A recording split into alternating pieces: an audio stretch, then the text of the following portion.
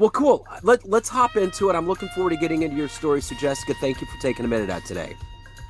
Thank you for having me. This is You bet. awesome. Absolutely. So, where are you located on the planet? I am in Pennsylvania in Reading, Okay. which you might know from a Monopoly board, Oh the yeah. Reading Railroad. Yeah. My Yes, it son is a huge addict and he wants all the railroads all the time. He's always trying to barter. I'm like, dude, calm down. I want to hold on to this. It's prime real estate, so I get it. Well, the other thing too is that I always sometimes I'll talk to people from Allentown and I'm like, do you get tired of the song? Is that something you guys play? And they're just like, I'm over it. yeah. Well, that's only Allentown's only about 45 minutes from Okay. here. Yeah, Okay. It's a great yeah, song, but at any yeah. rate. So we talked about the cat picture behind you, the colored pencil sketch. So we'll get into that. That'll be a part of the Yes, narrative. But I yes. want to begin with something that was rather seismic that went through all of us, which was surviving this pandemic. And I'm wondering how much of living through that has still affected the way that you live life now. Oh, that's a loaded question. Um, Actually, and I know he won't mind me sharing this. I will tell you that the pandemic led into one of the greatest things that ever happened in my marriage, Yeah. which was I left. And for about my husband and I are both in recovery. Yeah. And during the I don't know if you know anything about recovery, but you got to be active. It's not something that you graduate from. You continue to do what you need to do in order to stay clean. Yeah. And when somebody who has a problem with alcohol stops doing that stuff, but they don't drink, like they don't pick up, and there's my cat. Oh yeah, I love it. They don't pick up the drink, but they put down the program. Yeah. They're what is referred to as a dry drunk because the Right. behaviors start to come back. And what happened for my husband was he was not willing to go on the online meetings that popped up all over the place, which was wonderful, actually. I mean, and it was wonderful, and now it's not so wonderful in some of the areas because a lot of people are having trouble coming back in person, which is really important. We need to be with each other. That is so important that I see people seeing me, Yeah.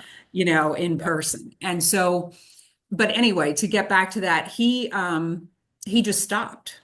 He stopped. And he went down into the rabbit holes of political rhetoric. And I'm not even going to go into which Yeah. side because I think they're both crazy. Yeah. So he went down into that and a lot of anger and just constant issue with the world, that sort of thing. In the meantime, I'm trying to write this book that I've just published, and which is all about my journey with God and Jesus and everything. So I'm trying to be like spiritually fit and everything, and he's running around, angry and everything. And what happened in 2022, I'm not going to get into the details. He never struck me. He never hurt our cat or anything, but I had a vision that that was next Yeah. because the violence was in his anger and in the way he was dealing with life. Yeah. And I called my sister and I said, "Can I come? Can I come? I got to get out of here." Because I grew up in a very violent home. Yeah. And I said, I am not ever going to do that again Yeah. once I got the help I needed. And what happened when I left was two things. Number one, it gave God room to come in and deal with my husband because I was out of the way, because Yeah. I was very much in the way. And number two is that God showed me that I had a lot of work I needed to do on myself. Yeah. It wasn't just my husband. We Yeah. both had to do a lot of work, and we did. And we have had the last 2 years of our marriage had we were married for 14 years before that, and the last 2 years are is so much better. I Yeah. can't even, I'm getting chills telling you this. Like Yeah. I never Sure. in a million years would have guessed that leaving him would have led to this. Yeah. Sure. It's beautiful what God does when you get out of the way. Yeah. Yeah. No, I get it. So let's get into what you're doing today as a profession. I'm going to put you in front of a bunch of grade schoolers at Career Day. just so we can simplify and get to the marrow of what you do. One of the kids in the back of the room is curious and says, "Hey, what do you do for a living?" What's your answer? Right now, I pray a lot. And Okay. the reason I say that is because about a month ago, I quit my 30-year career in higher education fundraising. Okay. So for 30 years, I had spent my time planning events, doing all the behind the scenes research for people who were going out to ask for money for higher education, which is colleges, Yeah. basically. Yeah. And it was never my dream. Yeah. It just fit the bill when I was getting into recovery and I needed a job and all Sure. that good stuff. And I was good at it because Yeah. I grew up in the church. So I knew how to deal with people. Even Yeah. though I didn't like it, I'm an introvert. I'd much rather be on my own. And so why did I quit that job? Because it was providing for me a salary and health insurance and all those things that feel safety and comfortable and all that. Yeah. Because I feel a pull from God that I can no longer say no to Yeah. for the comfort. Yeah. I needed to, and my husband is also on board. That's important. When you're married, it's a dual decision. Yeah. And I'm talking to you like you're a kid in the back of the class. I didn't mean to Right. sound No, no, no. condescending when You're I good. said that. You're good. Um, but basically, we finally together decided that, yeah, I'm going to go for this because I did, as I mentioned previously, have my book published. This is my second book. And it's called Higher Powered, and it's all about it. I was in seminary and I did a thesis, which is much shorter than a book. It's about 50 pages. And on that, in that, I talked about personal eschatology. For people who don't know what eschatology is, it's the study, when you break the word down, it means the study of the end times, Okay. basically. Yeah. And you've probably seen movies about the end times. Like Yeah. that's what most people know. And that type of thing terrified me as a Yeah. child. Sure. Because growing up, I thought, I'm not going to be the one who gets to go back with Jesus because Yeah. I'm a bad girl. Yeah. I grew up in this really bad home. I became kind of crazy myself Yeah. as I became a teen and young adult. And so I knew for sure he wasn't going to take me back, and I was going to end up in the fiery depths of hell Yeah. for all of eternity. And while I was in seminary, I stumbled across this word, eschatology, and I started to ask questions about it. And anybody who recognizes that Jesus speaks in metaphor would hopefully come on board with me on this because what I'm saying in this book is that what if, not instead of, but just in addition to those other ideas of eschatology, what if Jesus actually was speaking directly to me? What if he was metaphorically saying his second coming was when he was going to come back for you? Yeah. Just for you. And everything that I've been taught in churches and schools and any other time that you sit around and talk about spirituality, especially Jesus, is that it's personal. It's a personal relationship. Yeah. And if it's not going to work. Yeah. And so I started recognizing my own journey and an incident that I had with Jesus where he did come to me literally, and I ran away back into my addiction. Yeah. And the time period after that was about 6 years before I got into recovery. And it was clearly a living hell. I Yeah. mean, it was so dark. And so, what I do today is I pray. I'm not making a living Yeah. right now. I am being a good wife. And I am, working my butt off to market myself, which I have to tell you, I hate. I absolutely cannot stand this. I Yeah. don't like telling people I want to be on their podcast or, Sure. posting things on social media about myself because it's counterintuitive to everything you learn in recovery, which is Yeah. it's not about you, Yeah. but you have to do it. My publisher's like, you have to do this. Yeah. You Yeah. know? Yeah. Yeah. And I don't like it. And at the same time, I love talking to you. So right now, I don't feel like I'm marketing myself. I feel like I'm just having a conversation with somebody. That's how I have to look at it. Which is the interesting part of this modern podcasting world is I think it's therapeutic. I think there's a part of it that people are using for marketing, but I think there's another part of it that's much deeper that we're so close to it now because it became this thing over the pandemic that people embraced. But I think as Yes. this unfolds and the people that like are going to stick around, I think we're going to realize that there's something really special about this time period. Because, when we grew up, we only had three, four, five channels before cable came out. There were very limited voices that were out there. And this is a truly democratic medium right now because if you're good and you make sense and it's powerful, people are going to listen. But if it's not, it's hokey, it's disingenuous, people aren't going to tune in. And what I Right. mean, that's a genuine democracy. People are Yeah. going to vote on it based on how good it is. But I'm curious, what was the flashpoint where you were at a point where you wanted to check out, things were so bad? What was the moment that made you decide, I'm coming back in and I'm going to do it? What impelled you to do that? You mean when I got into recovery? Yeah, and you had mentioned the sketch behind you and Oh, and and yes. and your Okay. cat kind of pulled you back in. But what was that moment where you like the light went on and you were like, I'm going to be alive. This is going to be okay. Actually, I was sitting in my first meeting, Yeah. which is, I only went there because I was seeing a counselor who suggested it. Yeah. And so I was sitting in my first recovery meeting and I was hearing these people talk about things that I never told anybody. I heard them talking about my main addiction, the one that I believe will take me out, is food. Yeah. And so I'm sitting there listening to them talk about what they were doing with food behind closed doors. This was me. Yeah. And the people who were talking about it in this meeting were in healthy body sizes. Yeah.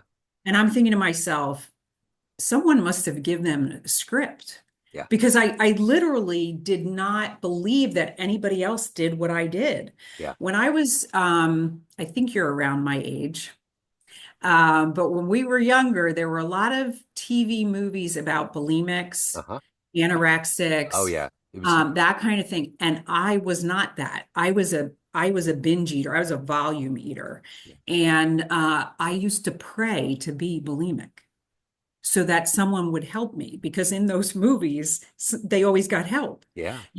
and I wasn't that. I actually tried to make myself that. I tried to make myself throw up. I actually started drinking heavily on purpose to throw up. Okay. So then I had like these dual addictions Yeah. playing off of each other. And what happened in that meeting was just I couldn't believe it. And it was wonderful. And I couldn't wait to get out of there. I mean, Yeah. it was just so overwhelming. Yeah. And here's what's hilarious about what happened as I was leaving. I was literally running to the exit when it was over. I wanted away from these people. I could.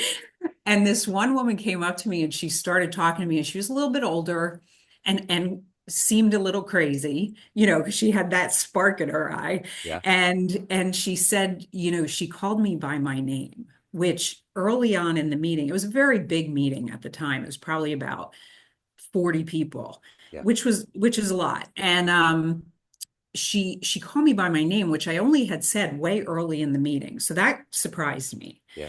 And I turned around and I looked at her and she said, please come back. Just please come back, no matter what you do. Yeah.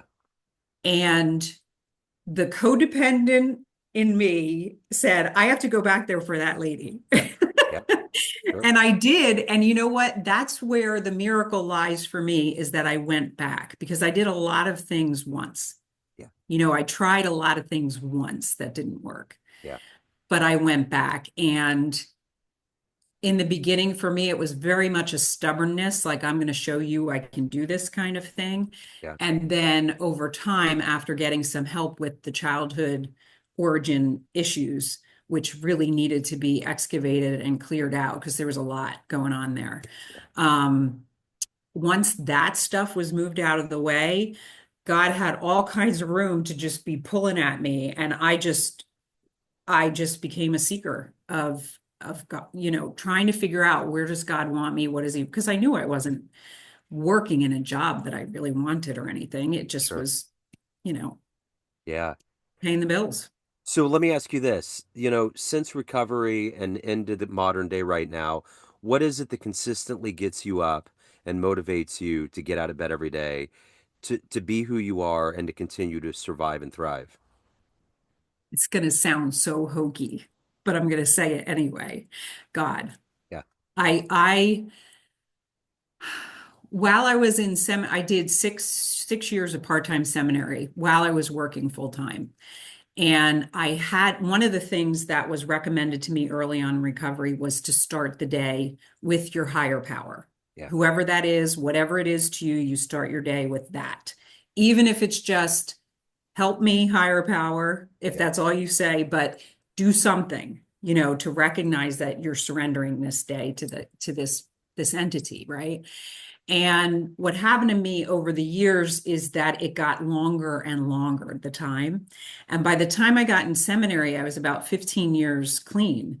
And I was up to a good hour, little more than that, every morning before I even left the house. So I started to have to set my alarm if I wanted to do that, because I'm working full time, going to school, studying everything. I had to set my alarm for 5, which was crazy because when I first got in recovery, my first guide in the program told me to call her at every day. I had to call her at 7:10 in the morning. Yeah. And I said to her, well, I don't get up that early.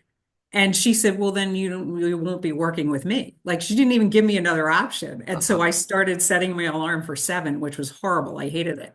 Yeah. And now I get up at 4, and most days the alarm doesn't have to go off Yeah. because I am just so excited. That is my favorite time of the day. I get to just sit with God, with the Bible, sometimes with other readings from people that I, picked up in seminary or friends talk to me about. And I'm a spiritual director too, which I absolutely love doing. And I get a lot of my open space for my directees during that time with God, because what's happening is I feel like I'm emptying out my diseased brain Yeah. and allowing space to come in for God to come in and work through me, which is really what I would love to get paid to do, is for Yeah. God to work through me. That's a hard occupation to have, though. Yeah, for sure. Well, Yeah. you have mentioned in this short time here that we've had a lot of things that you've overcome and evolved into. So ultimately, out of all of that, what are you the proudest of that you've accomplished in your life?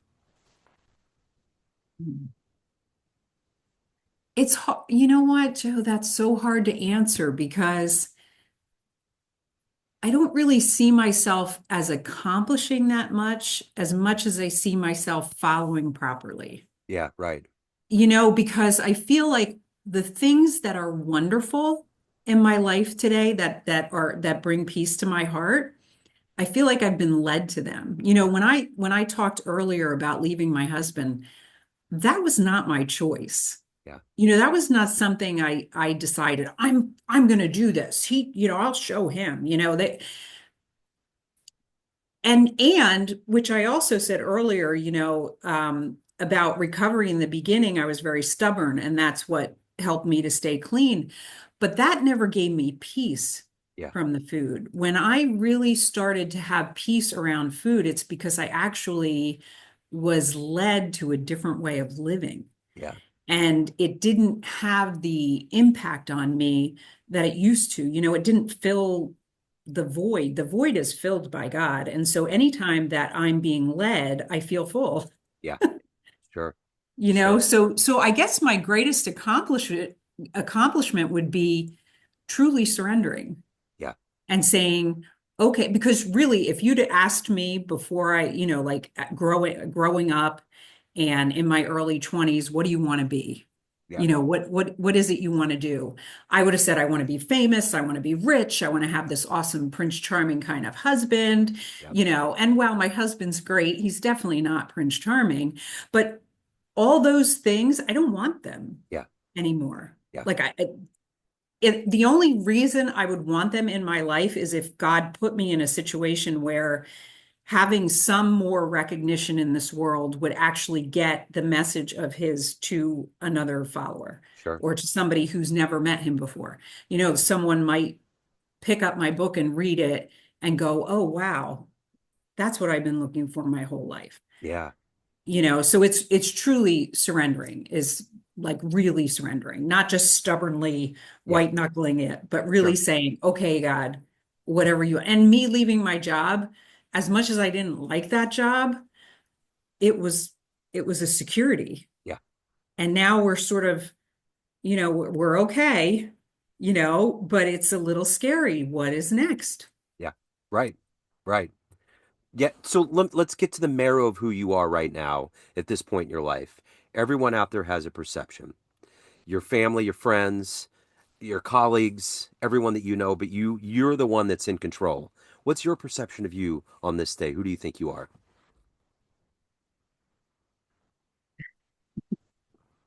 Uh, wow. I'm a seeker. Yeah. I'm a seeker and a follower. And let me be clear and say, I am like a ship with a lot of barnacles. Yeah. I will always have barnacles, Yeah. but as long as I'm willing to take the time to scrape them off, things will go smoother. And by that I mean I give that illustration because, you know, being one of the things I say in the book is being born again for me is not, it's done. And, I'm good now. Yeah. It's a constant cycle of being born again and dying again to myself and then being born again to myself because I have to continue to empty myself out. As long as I'm here, I'm going to have that selfish human, ick that we all sort of walk around with and Yeah. don't want to talk about. Sure. Yeah. So I need to talk about it. I need to tell you, you know what, if you knew me 25 years ago, you probably wouldn't be having this conversation with me Yeah. today. Right. I have one friend, really one really true good friend left from college. Yeah. And I think that's because she was really healthy and she knew when to pull away from me. Yeah. Sure. Sure. So, what's the best fan letter you've gotten from your book so far? Fan letter. Well, I don't know that I've received any fan letters. I have received a wonderful um, response from a fellow in recovery Yeah. who I was not aware was reading the book. And I also know this person to be very much a Jesus follower, Yeah. and came up to me after a meeting and questioned me about it. He said, are you saying that, that Jesus' second coming isn't going to happen and that Revelation is just not real and the book of Revelation in the Bible is not real? And are you saying that? And I said, no, no, no, no. It's a both and situation here. I believe this is an additional idea for people to wrap their brains around, because that idea of Revelation is very fantastical. I mean, it's kind of like something you see in a movie, something that is so far away, you don't think it could ever happen.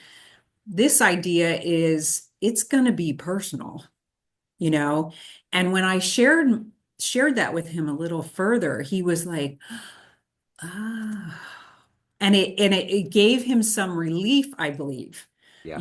and I, so for me, that's the whole point. My thesis advisor, when I first started writing the thesis that this came from, asked me, he said, what do you want this to accomplish? Like, this is great academical research and, wonderful, but what do you want from this? And I was like, I just want to help somebody. Yeah. I want to help somebody who's afraid of this the way I was afraid of this. Yeah.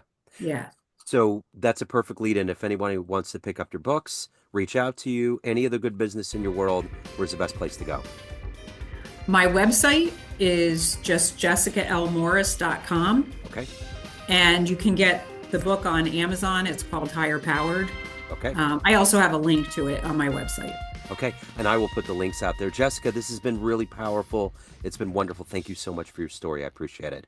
Thank you, Joe. This was Yeah, great. This was absolutely great. was. Thank you.